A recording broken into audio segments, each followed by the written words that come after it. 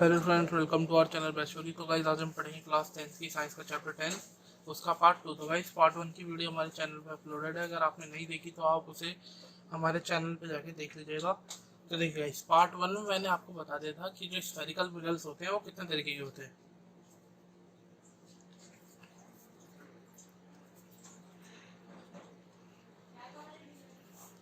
पहला होता है कॉनकेव,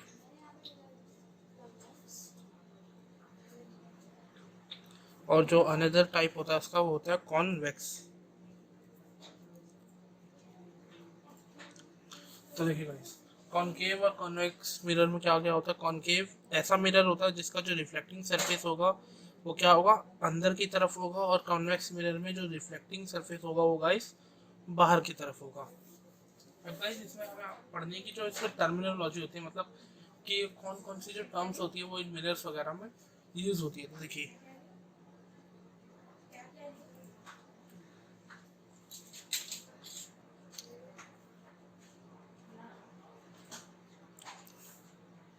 सबसे पहले हम कॉनकेव मिरर के बारे में पढ़ लेते हैं।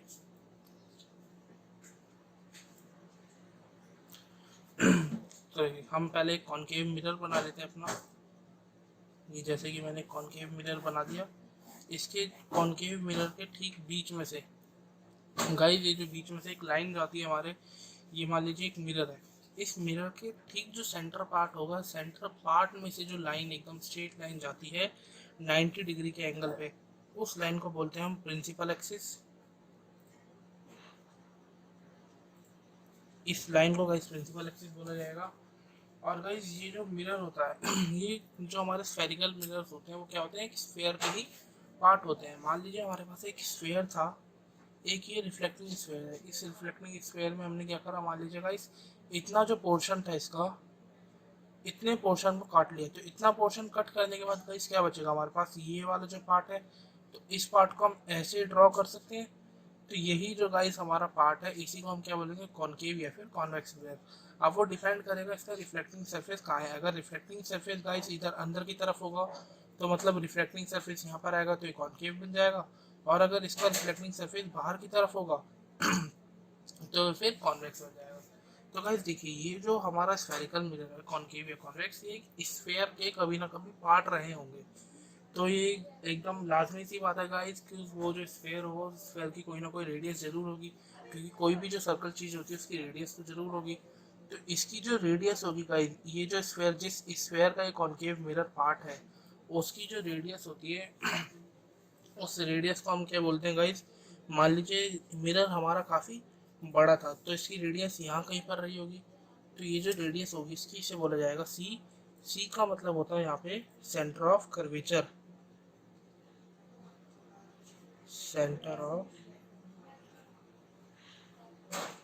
कर्वेचर। और ये जो बीच में पॉइंट होता है इस मिरर के, इस पॉइंट को बोला जाता है गाइस पोल। और पोल और सेंटर ऑफ कर्वेचर, ये जो पूरी गाइस डिस्टेंस होती है ये जो डिस्टेंस है, ये डिस्टेंस होती है हमारे मिरर की रेडियस।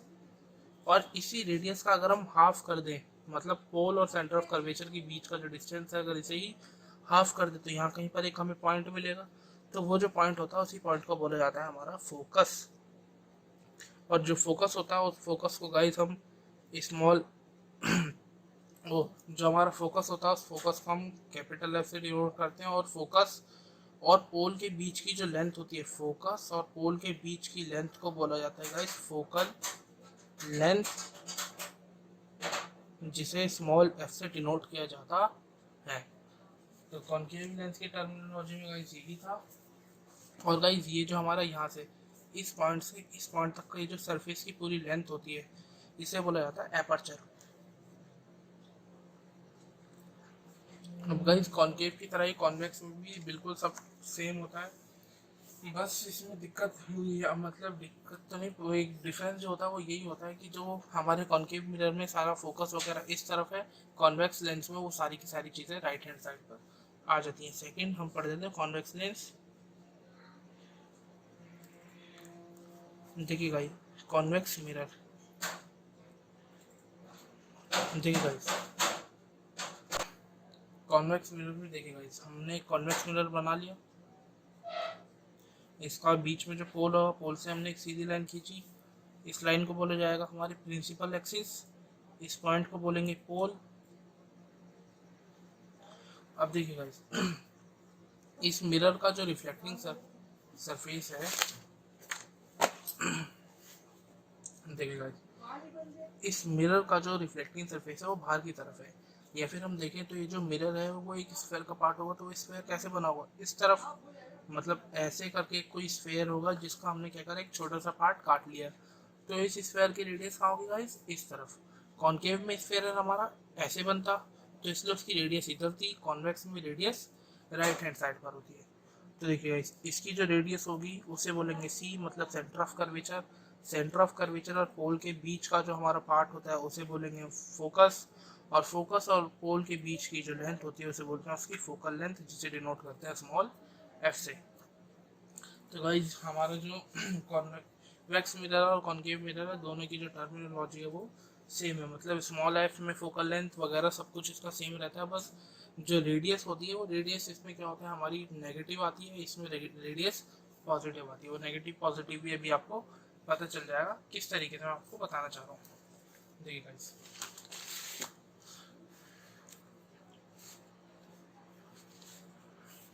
एक छोटा सा क्वेश्चन करते हैं गाइस। ये देखिए, सबसे पहले मैं आपको एक फार्मूला बता देता हूँ कि जो हमारा फोकस होता है वो बराबर होता है आर बाय टू के। अब ये फोकस आर बाय टू के बराबर कैसे आया, ये देखिए गाइस, ये जो फोकस था, ये फोकस कैसे बना था, यहाँ से यहाँ तक की जो डिस्टेंस थी इसे आधा कर दिया था हमने। आधा करने का मतलब क्या है कि ये जो रेडियस है इस रेडियस का हाफ कर दिया, तो हमें फोकस मिल गया है। तो हमने वही करा, फोकस फाइंड आउट करने के लिए रेडियस का हाफ कर दिया। जैसे मान लीजिएगा एक छोटा सा क्वेश्चन आ गया कि हमारे पास एक रेडियस ऑफ कर्वेचर है कॉन्केव मिरर की, कितनी, 30 सेंटीमीटर। 30 सेंटीमीटर उसकी रेडियस। हमें क्या फाइंड आउट करना है, फोकल लेंथ। फोकल लेंथ कैसे फाइंड आउट होगा, F is equal to R by two. F is equal to हमारा radius 30/2 is equal to 15 centimetre, मतलब जो इसकी फोकल लेंथ होगी गाइस वो आ जाएगी 15 सेंटीमीटर की। तो अब गाइस हम देख लेते हैं कि इमेज जो होती है वो हमारी इमेज कितने तरीके की होती है। तो पहली होती है गाइस हमारी रियल इमेज,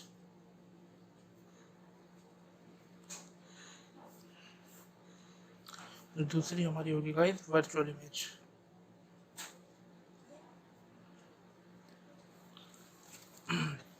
रियल इमेज कैसे बोला जाएगा गाइस, ऐसी इमेजेस जो हमारे मिरर के फ्रंट में जो होती है वो फॉर्म होंगी, उन्हें बोला जाएगा real images. Images formed in front of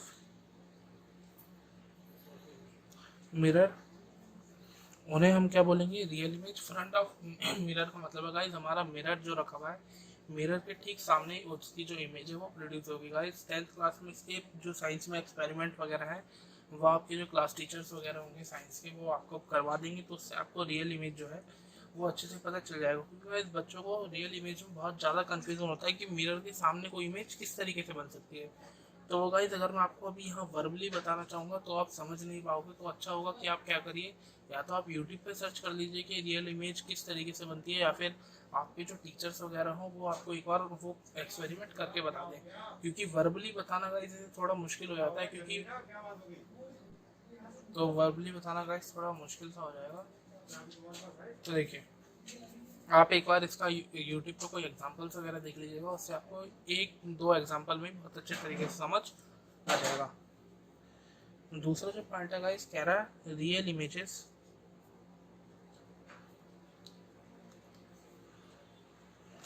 और ऑलवेज इन्वर्टेड, मतलब जो रियल इमेजेस होंगी वो हमेशा इन्वर्टेड मतलब उल्टी होंगी। और तीसरा पॉइंट है real images can take on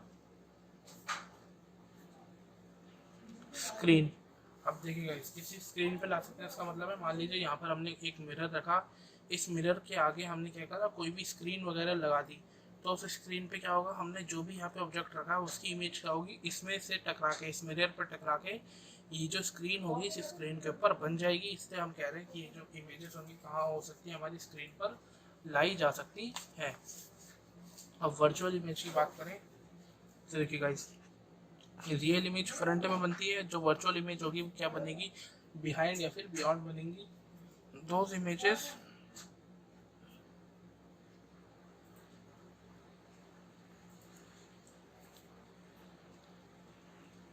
formed behind the mirror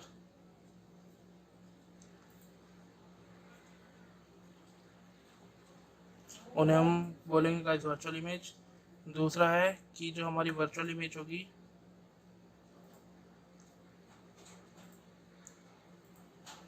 are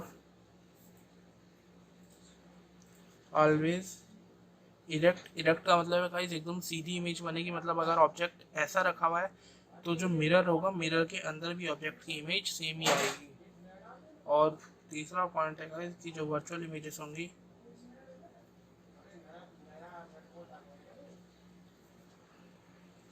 can not take on screen.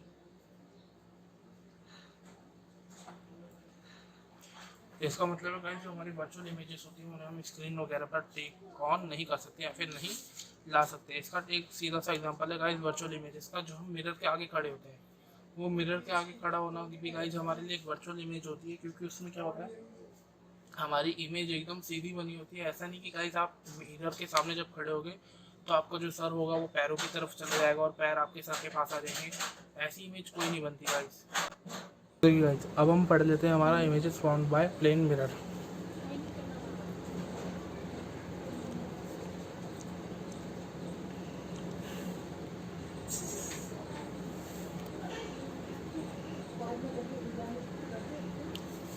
मतलब जो प्लेन मिरर्स होते हैं उनसे इमेजेस किस तरीके से बनती है। तो देखिए गाइस यहाँ पे मान लीजिए मैंने एक मिरर बना लिया और इसके सामने ही मैंने एक ऑब्जेक्ट भी प्लेस कर दिया। जैसे मान लीजिए मैंने एक कैंडल इधर प्लेस कर दी, तो इस कैंडल से क्या होगा, इस ये जो ऑब्जेक्ट है गाइस, इस ऑब्जेक्ट से कुछ जो रेज होंगी वो इस मिरर के अंदर जाएंगी, जाकर वो क्या करेंगी, अपना जो इम्पैक्ट होगा वो अंदर जितनी डिस्टेंस पर ये रखा हुआ है उतने ही डिस्टेंस पर वो क्या करेंगे, अपना ही इम्पैक्ट डालेंगी। तो उसके कारण क्या होगा, अंदर भी एक जो सेम इसी साइज़ का जो ऑब्जेक्ट होगा वो एक बन जाएगा गाइस। देखिए यहाँ से क्या होगा, जो एक यहाँ मिरर का पोल होगा, पोल पे एक रे जाएगी, पोल पे जाने के बाद वो वापस आ जाएगी, फिर उसकी एक जो रे होगी वो अंदर की तरफ जाएगी, फिर एक रे इसके बॉटम से एकदम सीधी जाएगी और इस ऑब्जेक्ट के बॉटम पे वो टच करेगी। जो रे 90 डिग्री के एंगल पे होगी वो गाइस जैसे जाएगी उसी तरीके से आ जाएगी। तो इसी तरीके से क्या होगा गाइस, जो हमारी एक इमेज होगी वो इमेज एक तरीके से मिरर के अंदर फॉर्म हो जाएगी। गाइस हमें यहाँ पर ये नहीं पढ़ना कि ये इमेज बन किस तरीके से रही है, हमें यहाँ पर समझना है ये है कि ये जो इमेज बनी है, बनने के बाद इसके जो कैरेक्टरिस्टिक होंगे, मतलब विशेषताएं होंगी, वो क्या क्या होगी। तो अगर आपको ये समझ नहीं आया किस तरीके से बनी है तो उसमें कोई टेंशन लेने वाली बात आपको नहीं है। ये जो अभी मैं पढ़ा रहा हूँ कैरेक्टरिस्टिक, ये इसमें मेन है।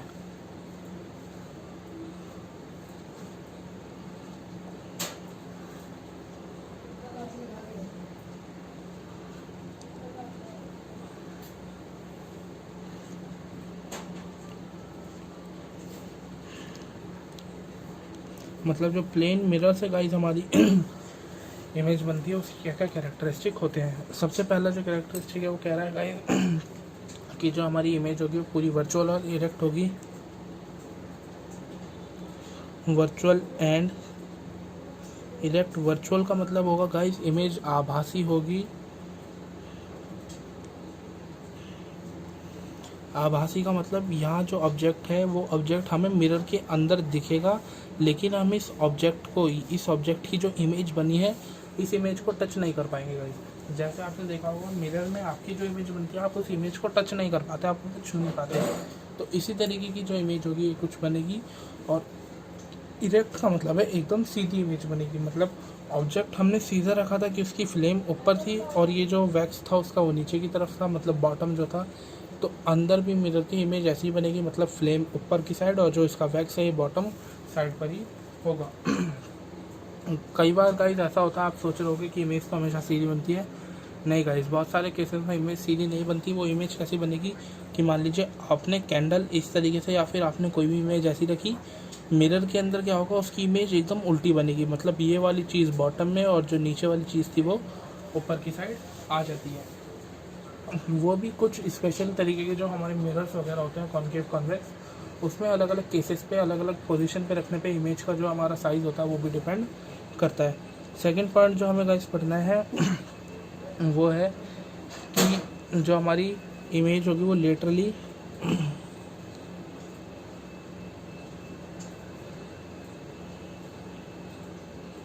इन्वर्टेड इमेज होगी। लेटरली इन्वर्टेड का मतलब होता है गाइस कि जो इमेज में राइट चीज़ होगी वो हमें लेफ़्ट में अपीयर होगी और जो लेफ़्ट वाली चीज़ होगी वो राइट में अपीयर होगी। जैसे आपने मिरर के आगे कभी अपना राइट हैंड ऊपर किया होगा तो आपको ऐसा महसूस होता होगा कि जो मिरर के अंदर वाली इमेज है वो क्या कर रही है, अपना लेफ़्ट हैंड ऊपर कर रही है, ऊपर उठा रही है। और जब आप अपना लेफ़्ट हैंड ऊपर करते हैं तो आपको ऐसा लगता होगा कि मिरर के अंदर जो इमेज है उसने अपना राइट हैंड ऊपर किया है। तो इसी फिनोमिना को बोलते हैं हम लेटरली इन्वर्टेड। और जो थर्ड पॉइंट है वो क्या है कि जो डिस्टेंस होगा वो डिस्टेंस सेम होगा किसके बराबर, मतलब ऑब्जेक्ट एंड मिरर के बीच में जो डिस्टेंस है उसके। मतलब मान लीजिए ऑब्जेक्ट और मिरर के बीच में अगर हमारा 2 मीटर्स का डिस्टेंस है तो ऑब्जेक्ट और इमेज के बीच में जो मिरर के अंदर इमेज बनेगी उसके अंदर भी गाइस 2 मीटर का ही डिस्टेंस होगा। मतलब इधर से इधर का टोटल डिस्टेंस देखें तो 2 और 2 वो 4 मीटर हो जाएगा। अब गाइस इसके बाद प्लेन मिरर के बस यही 3-4 फिनोमिना थे। देखिए गाइस, और एक और लास्ट फिनोमिना है जो मैं बताना भूल गया कि जो साइज़ होगा इमेज का वो सेम बनेगा। ये आपने भी देखा होगा कि आपका आप जब मिरर के आगे खड़े होते हो तो आपकी जो इमेज बनती है वो उसी साइज़ की बनती है जितनी आपकी हाइट होगी। ऐसा नहीं है कि गाइस आपकी इमेज प्लेन मिरर में छोटी बनेगी या फिर ज़्यादा बड़ी बनेगी, वो एकदम एग्जैक्ट साइज़ की बनती है। क्या फिनोमेना है गाइस कि जो हमारा कैरेक्टरिस्टिक में फोर्थ पॉइंट है कि जो सेम होगा वो साइज़ जो है हमारा सेम होगा। Size is same as object size. मतलब ऑब्जेक्ट का जैसा साइज़ होगा उसी तरीके से गाइस हमारे वो साइज़ उसके ऑब्जेक्ट के सेम होगा। गाइस अगर आपको ये वीडियो अच्छी लगी हो तो गाइस आप हमारी वीडियो को लाइक कीजिएगा और चैनल को सब्सक्राइब करिएगा। Thanks for watching.